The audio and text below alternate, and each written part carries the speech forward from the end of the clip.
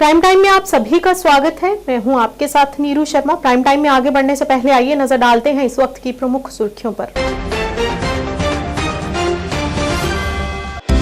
जम्मू विश्वविद्यालय को मिली बड़ी उपलब्धि। NIRF में देश के शीर्ष विश्वविद्यालयों में 50वीं रैंक की हासिल।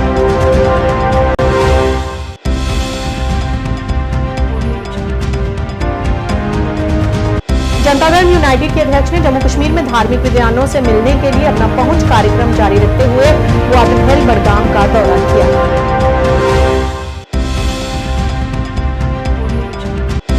जेके पीपल्स पार्टी प्रमुख शिवन अशाई ने JPC द्वारा कश्मीरी सदस्यों को JPC में शामिल नहीं करने पर चिंता व्यक्त की।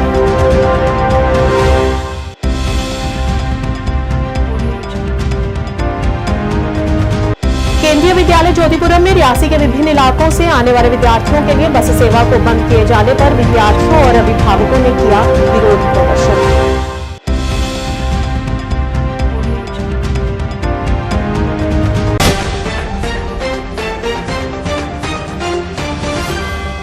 अब समाचार विस्तार से।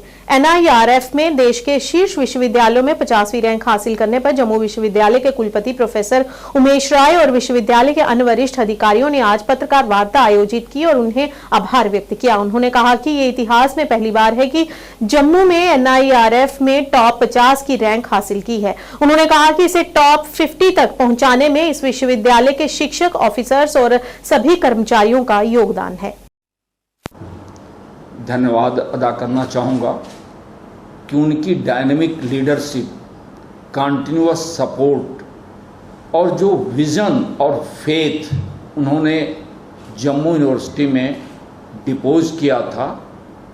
जम्मू यूनिवर्सिटी की फैकल्टी, जम्मू यूनिवर्सिटी के ऑफिसर्स, जम्मू यूनिवर्सिटी के कर्मचारी और छात्र सभी ने मिल करके उस सपने को साकार किया है और जम्मू विश्वविद्यालय के इतिहास में यह पहला मौका है जब जम्मू विश्वविद्यालय NRF रैंकिंग में टॉप 50 में आया है।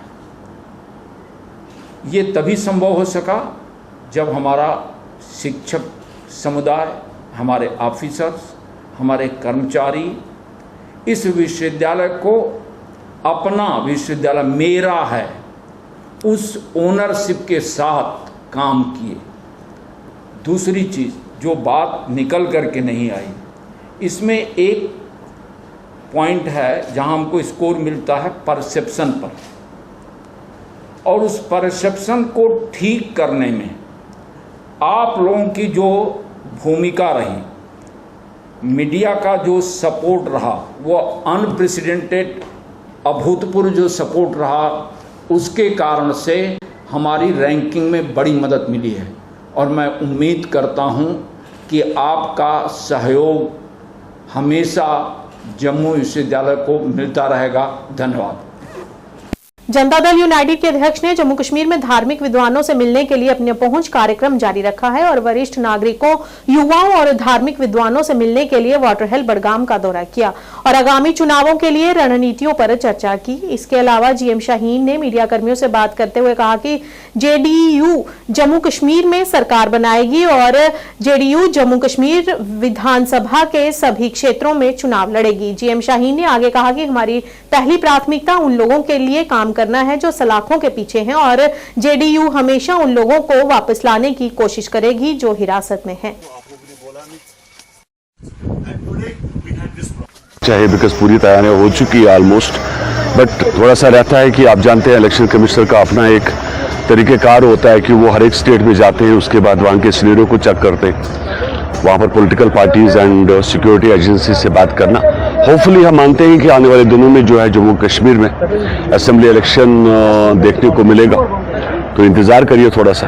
तो पता होगा अभी बजट सेशन में काफ़ी सारा पैसा यहाँ पर आया, करोड़ों के हिसाब से R&B सेक्टर, इरिगेशन सेक्टर या उसके बाद टूरिज्म सेक्टर को लेके। आप जहाँ तक कोशिश है हमारी कोalition सरकार की, NDA की, हमारी कोशिश है कि हर जगह से अभी जो स्टार्ट हम लोगों ने किया है कि जो 35 साल या 40 साल जो इस पूरे सिस्टम से बाहर रहे उनको लाने की कोशिश कर रहे हैं। आइए वो लोग, फिर देखते हैं कैसे क्या होता है। जिस तरह से हमने देखा जितने भी यहाँ पर आज तक इलेक्शंस हुए हैं, चाहे पार्लियामेंट इलेक्शन, उसमें जो है बाइकआउट की कॉल रहती थी। अब ये कोशिश की जा रही, जो लोग बाइकआउट देते वो जो मेन स्ट्रीम में आए, तो कैसे आप? अभी बाइकआउट नहीं होगा, अभी इलेक्शन होगा तो बड़ी धूम मचेगी, यकीन मानिए।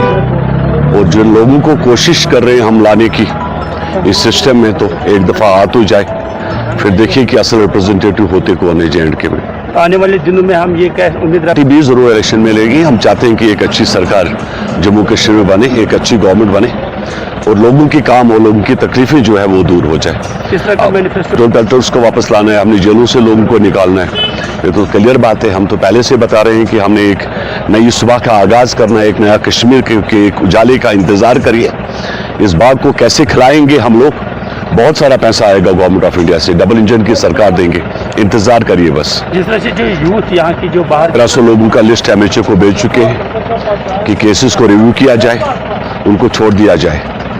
और अभी पार्लियामेंट सेशन जो है कल आज खत्म हुआ 30, कल से देखिए कितना काम। JK पीपल्स पार्टी के प्रमुख शिबन अशाई ने श्रीनगर में पत्रकार वार्ता आयोजित की, जिसमें उन्होंने JPC द्वारा कश्मीरी सदस्यों को JPC में शामिल नहीं होने पर चिंता व्यक्त की है। उन्होंने कहा कि वक्फ संशोधन विधेयक के लिए संयुक्त संसदीय समिति में लोकसभा के 21 सदस्य और राज्यसभा के 10 सदस्य शामिल हैं। सदस्यों में अजदुद्दीन ओवैसी और इमरान मसूद शामिल हैं, लेकिन इसमें कश्मीर से कोई भी सदस्य शामिल नहीं है।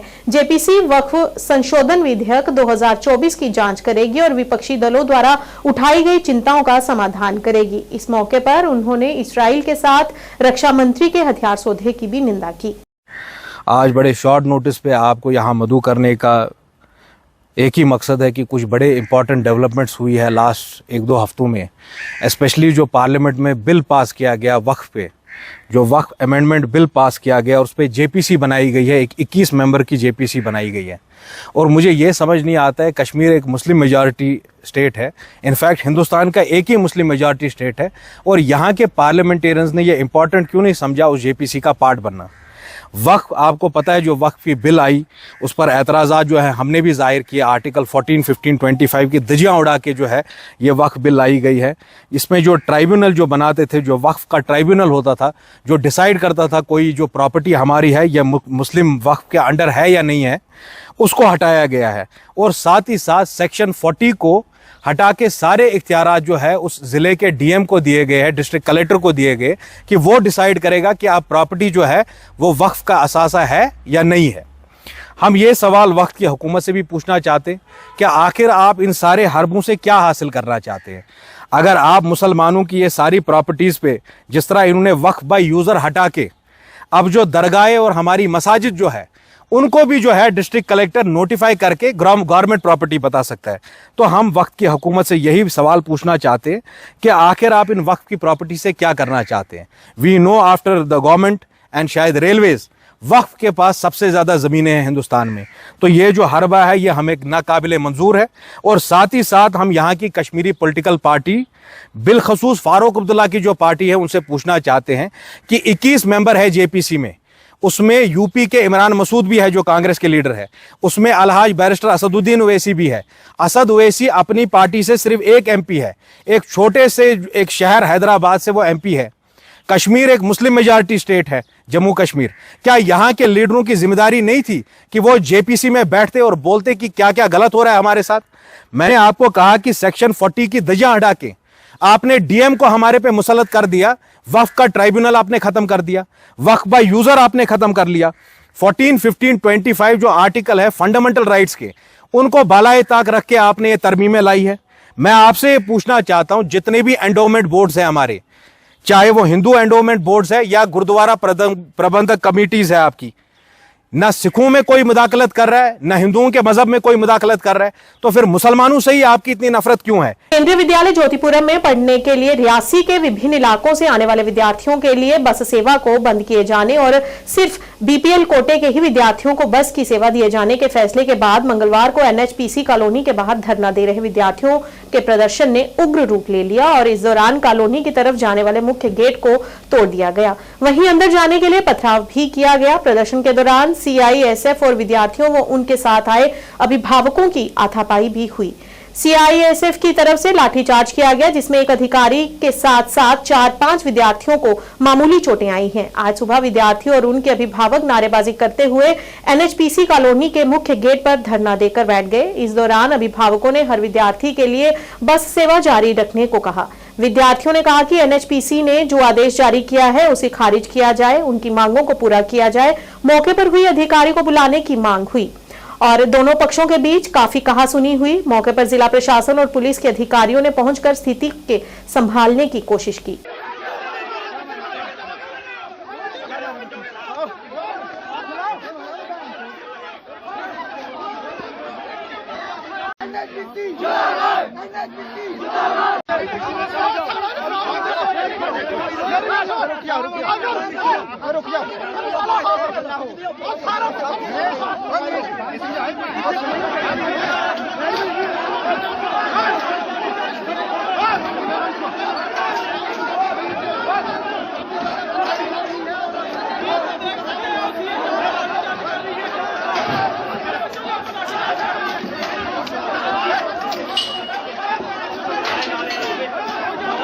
हेलमेट डालिए, आप हेलमेट डालिए, पत्थर चलेंगे, हेलमेट डालिए।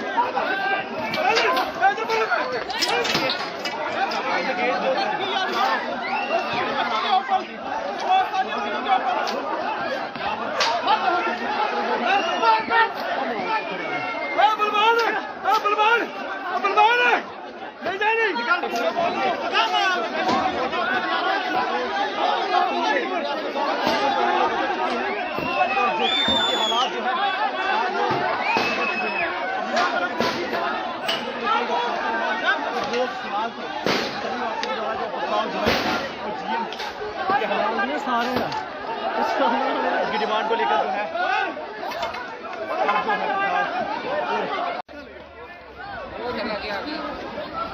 एम्बुलेंस ले सकते हो,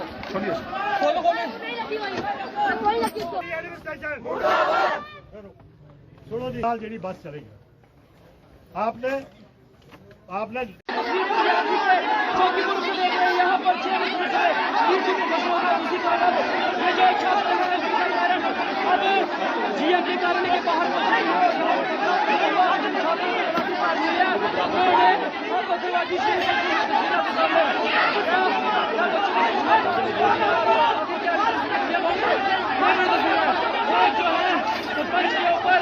आज थोड़ा सुनाई दे रही होगी मैम।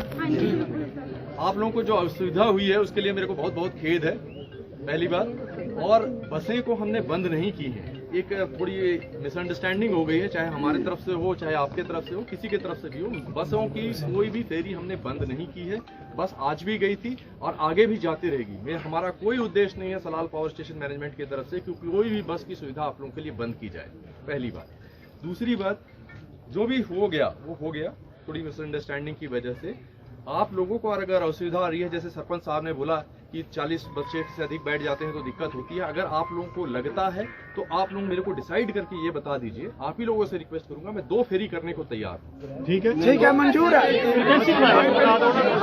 हमें पता चलता है कि जो एनएचपीसी के अंदर जो स्कूल है उसके छात्र हैं और कुछ लोकल लोग जो एनएचपीसी कम्प्लेक्स के अंदर रह रहे हैं और जो स्थानीय लोग बाहर रह रहे हैं कि उनकी कोई 2-3 जेन्युइन डिमांड्स थी, उसको लेकर उन्होंने आज प्रदर्शन किया था। जैसे हमें पता चला कि रोड बंद है, हम वहाँ पुलिस मौके पे पहुंची, सिविल एडमिनिस्ट्रेशन वहाँ मौके पे पहुंचा। हमने लोगों की बात को सुना कि उनकी क्या डिमांड्स हैं। उनके कुछ 2-3 डिमांड्स थी, जैसे बसेस को लेके, रास्ते को लेके।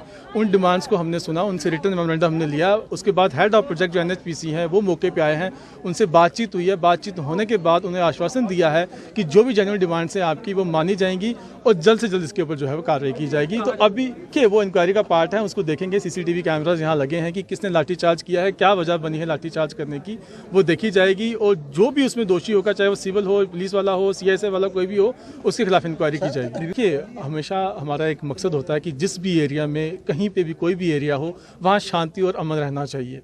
आज जो इस तरह का प्रोटेस्ट हुआ है इसके ऊपर इंक्वायरी की जाएगी और जो जेन्युइन डिमांड्स हैं उनके आगे 15 अगस्त के बाद सिक्योरिटी रिव्यू मीटिंग जो है वो की जाएगी और जो जेन्युइन डिमांड है वो जितने भी लोग यहाँ स्थानीय लोग हैं उनकी पूरी की जाएंगी।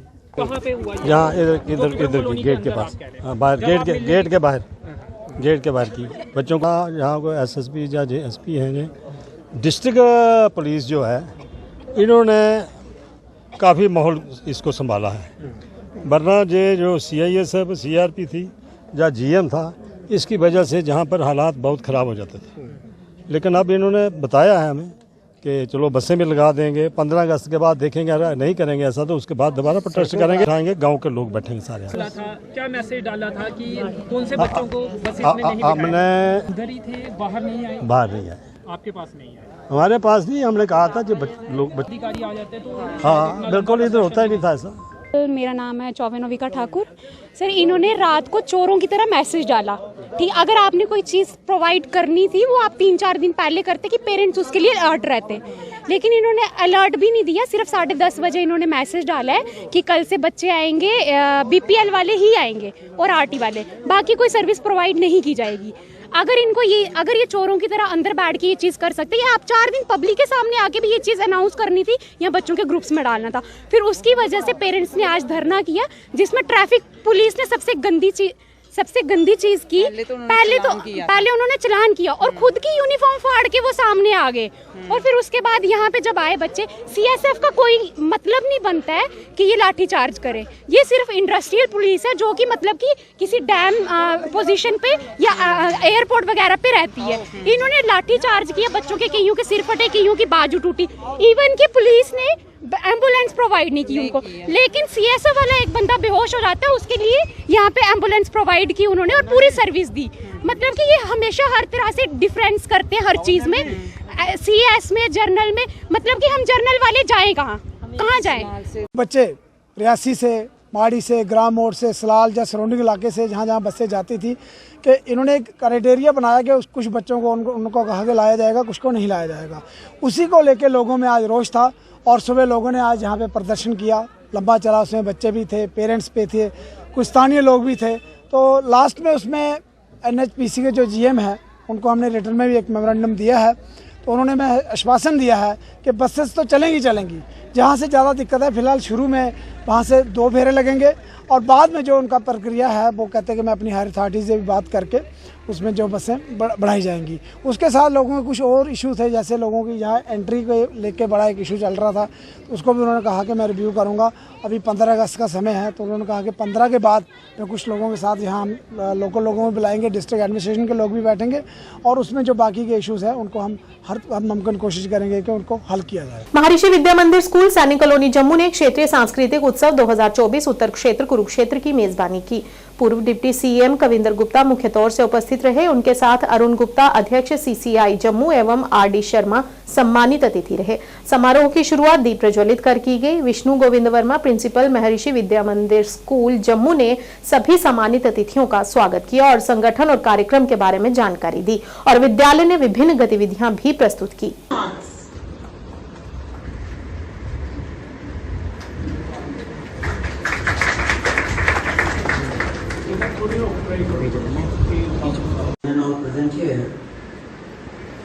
Chairman Brahmachari Shri Girish Chandra Verma ji and Board of Directors and MVM schools, those who are connected with us through online platform. Honorable Chief Guest Mr. Ranjit Kalra ji, Guest of Honor Mr. Brajesh Kumar ji, Special Guest Madam Harita Sharma ji, Mr. Sharansh Jain ji, Mr. Arun Sharma ji, distinguished judges Mr. Ashok Gupta ji and Mr. S.C. Vaid ji, respected principals of all MVM schools, my esteemed faculty members and dear students. It is my proud privilege to welcome you all on our Maharishi Regional Cultural Program. Today is a day of immense significance as we come together to celebrate the vibrant diversity and rich cultural heritage that our school embraces. Culture is the essence of who we are. It is a thread that connects us to our heritage, our values and each other. This event is not merely a series of performances, but a celebration of the diversity and unity that flourished within our school. Through music, dance, drama and art, our students will take us on a journey through different cultures, showcasing the beauty of diversity and the importance of the inclusivity. they are going to perform in the debate competitions and on-spot contents. To our students, if I talk about, I want to say how incredibly proud I am of each and every one of you. Your hard work, dedication and passion are what make this event possible. Whether you are performing on a stage, helping behind the scenes or supporting your peers, you are all contributing to the success of this day. This is a moment to shine, and I am confident that your efforts will inspire and captivate us all. I also want to extend my deepest gratitude to our teachers and staff members who have worked tirelessly to organize this event. Your commitment to nurturing the talents of our students and bringing this event to life is truly commendable. It is their guidance and support that have enabled our students to explore and express their captivity in such meaningful ways. To the parents and families who have joined us today through online platform, thank you for your continued support and encouragement. Your presence here is a testament to the strong bond between our school and the community, and we are honored to have you with us. As we celebrate today, let us remember that this event is not just about the performances, it is about coming together as a community, appreciating the beauty of different cultures and learning from one another. It is a day to celebrate our shared values and the spirit of unity that makes our school so special. So, without further ado, let's begin this wonderful celebration of culture and creativity. Once again, a warm welcome to all, and I hope you enjoy the performances that your talented students have prepared for you. हर घर तिरंगा अभियान को बढ़ावा देने के लिए Kulgam police ने जिला पुलिस लाइन से काजीकुंड जम्मू तक एक तिरंगा रैली का आयोजन किया। डीसी कुलगाम और एसएसपी कुलगाम ने तिरंगा रैली में भाग लिया। इस पहल का उद्देश्य लोगों के दिलों में देशभक्ति की भावना जगाना रहा।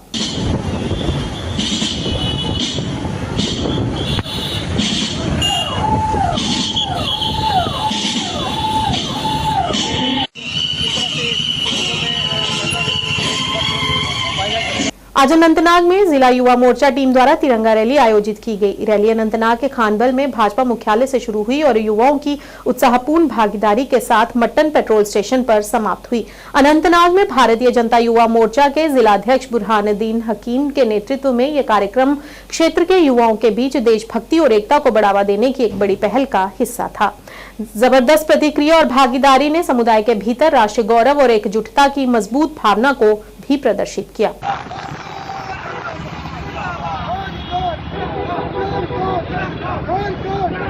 जनता युवा मोर्चा अनंतनाग जिला का जो युवा मोर्चा का टीम है भारतीय जनता युवा मोर्चा का, आज हमारी जो रैली थी खन्नावल बीजेपी ऑफिस से मटन पेट्रोल पंप तक, आज हमारा जो युवा है वो आज उनका जो जज्बा है वो हुब्बल वतनी का जज्बा है उनके अंदर। आज उन्होंने तिरंगा रैली यहाँ से निकाली और ये पैगाम है, इन्होंने कहा था यहाँ पर तिरंगा उठाने वाला कोई नहीं होगा। आज आप देखो जो भटका हुआ यूथ था वो आज उनके अंदर आज हुब्बल वतनी का जज्बा है। आज आपने देखा कितना यूथ था हमारे साथ, कितनी बड़ी रैली थी। आज 60-70 बाइकें हमारे साथ थी। यहाँ से हमने आज रैली निकाली खन्नाबल से मटन तक। आपने देखा यहाँ पर हुब्बल वतनी का जज्बा है हमारे नौजवानों। 78वें स्वतंत्रता दिवस के लिए फुल ड्रेस रिहर्सल रियासी के स्पोर्ट्स स्टेडियम में आयोजित की गई, जहां पुलिस, सीआरपीएफ, एनसीसी कैडेटों की टुकड़ियों ने मार्च पास्ट प्रस्तुत किया। रिहर्सल की शुरुआत रियासी के अतिरिक्त जिला विकास आयुक्त कुलभूषण खजूरिया द्वारा राष्ट्रीय ध्वज फहराने के साथ हुई, जिसके बाद परेड का निरीक्षण किया गया। अपने संबोधन में एडीडीसी ने जिला प्रशासन की ओर से जनता को शुभकामनाएं दी। उन्होंने छोटे बच्चों को देश की तकनीकी प्रगति में योगदान देने और विकसित भारत के दृष्टिकोण को प्राप्त करने में महत्वपूर्ण भूमिका निभाने के लिए विभिन्न क्षेत्रों का पता लगाने के लिए प्रोत्साहित किया। उन्होंने भाग लेने वाले दलों से तिरंगा रैलियों सहित स्वतंत्रता दिवस कार्यक्रमों में अपना सर्वश्रेष्ठ देने की हार्दिक अपील भी की। इस अवसर पर स्कूल और कॉलेज के छात्रों द्वारा देश की समृद्ध सांस्कृतिक विविधता और स्वतंत्रता सेनानियों को श्रद्धांजलि देने वाला एक शानदार सांस्कृतिक कार्यक्रम प्रस्तुत किया गया। इस अवसर पर एएसपी रियासी इफ्तिखार अहमद, जिला प्रशासन के अन्य वरिष्ठ अधिकारी भी मौजूद रहे।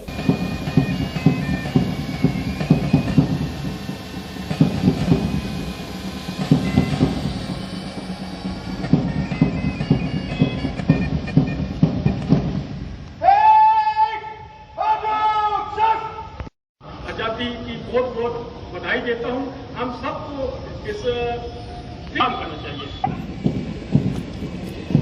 सीआरपीएफ का स्क्वाड जिसकी कमांड कर रहे हैं सब इंस्पेक्टर ईश्वर सिंह, सलामी मंच के आगे से कदम मिलाकर बढ़ते चले जा रहे। जम्मू कश्मीर गर्ल्स GGTC रियासी जिसकी कमान कर रही हैं senior under officer Nupur Lakhotra, उन्हीं के साथ पीछे आ रहे हैं कमांडर है हर्ष सलारिया उड़ते हुए और तिरंगे को सलामी पेश करते हुए। इनके फ्लैग कमांडर हैं मयंक मंगोत्रा और फ्लैग अभिषेक ठाकुर। मिट्टी को हिंदू ये लड़कियां आगे बढ़ते हुए खूब लड़ी मर्दानी, वो तो झांसी वाली रानी थी, मन में ये जज्बा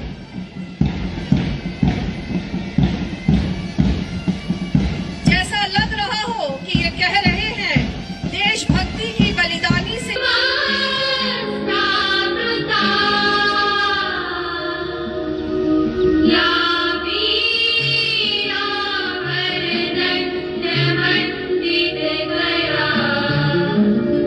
की व्यवस्था थी जिसके निर्णय के विरुद्ध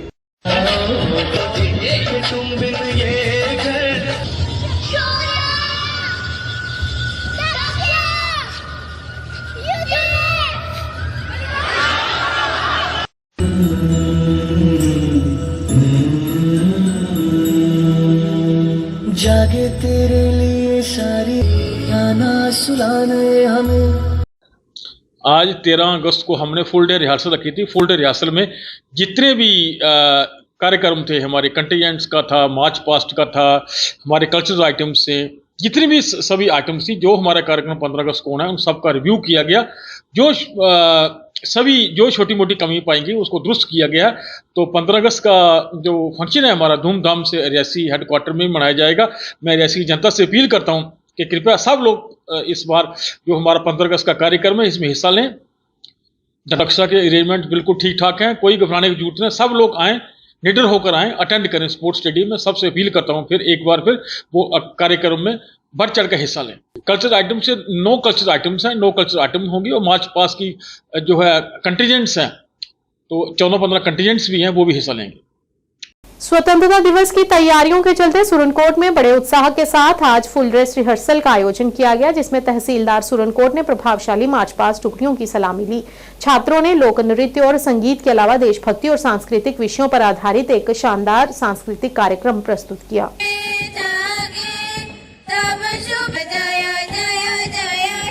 के लिए हाजिर श्रीमान उनकी विशाल डार की क़यादत में यहाँ पर मौजूद हैं। इनका निरीक्षण करते हुए आगे बढ़ते हुए खाकी में मलबूस NCC के तो मेरी बात को गौर से सुनेंगे। प्रिंसिपल साहब के हुक्म के मुताबिक 15 अगस्त को हमारा 8:55 को जो फ्लैग होस्टिंग होगा, जो भी कंटीजेंट्स 8:30 बजे गेट से इंटर होगा। लोक जनशक्ति पार्टी के state youth general secretary Qadir Malik की तरफ से आज पत्रकार वार्ता कर जानकारी दी गई कि 15 अगस्त को पार्टी एक विशाल तिरंगा रैली निकालेगी, जिसमें उन्होंने सभी युवाओं से इसमें बढ़ चढ़कर भाग लेने को कहा और पार्टी की नीतियों से प्रभावित होकर आज कई लोग पार्टी में शामिल हुए और वहीं हर्षदीप सिंह को यूथ विंग का जनरल सेक्रेटरी भी घोषित किया गया। लोक जनशक्ति पार्टी जिंदाबाद, रफीक साहब जिंदाबाद, शहबाज मलिक जिंदाबाद। पार्टी का बहुत बहुत शुक्रिया, उन्होंने मुझे जिम्मेवारी दी थी, मैं जिम्मेवारी निभाऊंगा अपने दिल को। Thank you. ये हमारे हर्षदीप सिंह सिंबल कैंप से आज हम इनको यूथ का जनरल सेक्रेटरी लेते हुए और इनकी ज्वाइनिंग डालते हुए हम इनका हार्दिक स्वागत करते हैं। मैं Iqbal Singh, state wise president youth जो लोक जनशक्ति पार्टी, जो हमारी रैली निकल रही है तिरंगा रैली 15 अगस्त को, मैं इसके विषय में यही कहना चाहता हूँ कि जो हमारी रैली यूथ की तरफ से आज बड़ी बड़ी पार्टियों ने रैली निकाली होगी, ये हमारी सबसे बड़ी रैली होगी दिल्ली। मैं Qadir Malik, state youth general secretary हूँ लोक जनशक्ति पार्टी से। आज हमारे यहाँ पे ऑफिस के अंदर सारा यूथ आज मीटिंग कर रहा है। 15 अगस्त को हमारी 1:30 बजे रैली निकलनी है, तिरंगा रैली, जिसमें जम्मू का जितना युवा है वो सारा हमारे साथ होगा और हम एक तिरंगा रैली निकालेंगे जिसमें हम अपने तिरंगे की शान को इंडिया के अंदर ऊंचा करेंगे।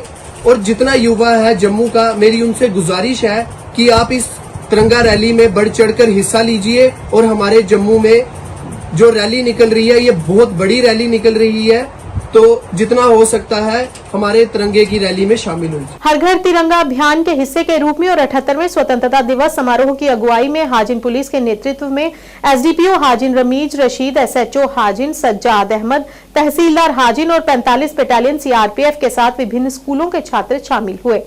रैली सरकारी उच्चतर माध्यमिक विद्यालय हाजिन से शुरू हुई, मुख्य सड़क से होकर गुजरी और वापस तहसील कार्यालय हाजिन में जाकर संपन्न हुई।